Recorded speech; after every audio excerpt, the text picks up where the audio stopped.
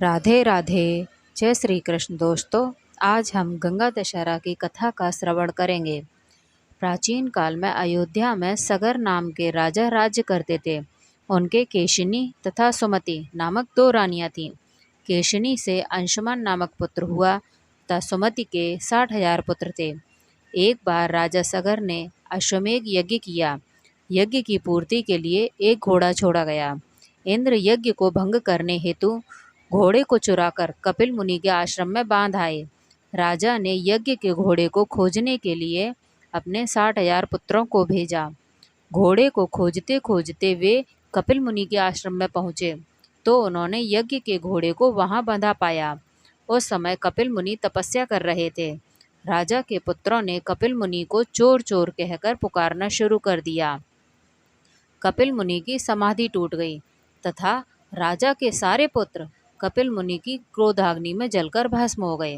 अंशुमन पिता की आज्ञा पाकर अपने भाइयों को खोजता हुआ जब मुनि के आश्रम में पहुंचा तो महात्मा गरुड़ ने उसके भाइयों के भस्म होने का सारा वृत्तांत कह सुनाया।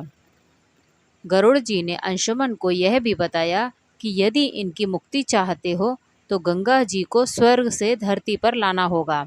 इस समय अश्व को ले जाकर अपने पिता के यज्ञ को पूर्ण कराओ।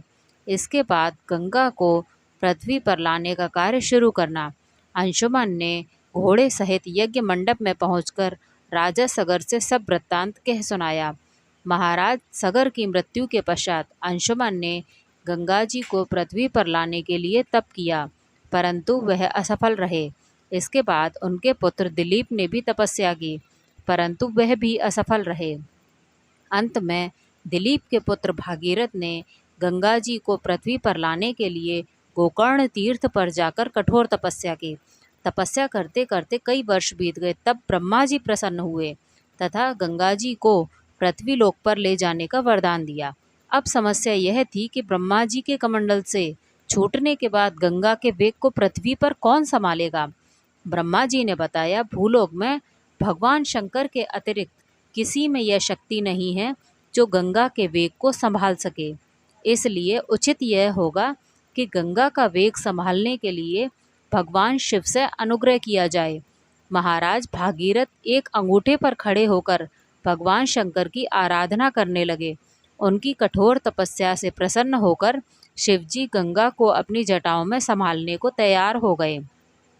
गंगा जी जब देवलोक से पृथ्वी की ओर बढ़ी तो शिवजी ने गंगा जी की धारा को अपनी जटाओं में समेट लिया।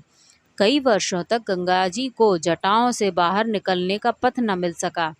भागीरथ को पुनः अनुनय विनय करने पर शिवजी गंगा को अपनी जटाओं में से मुक्त करने को तैयार हुए।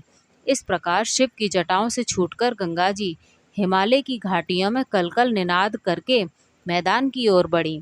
जिस रास्ते से गंगा जी जा रही थी उसी मार्ग में ऋषि जन्हू का आश्रम था। तपस्या में विघ्न समझकर वे गंगा जी को पी गए।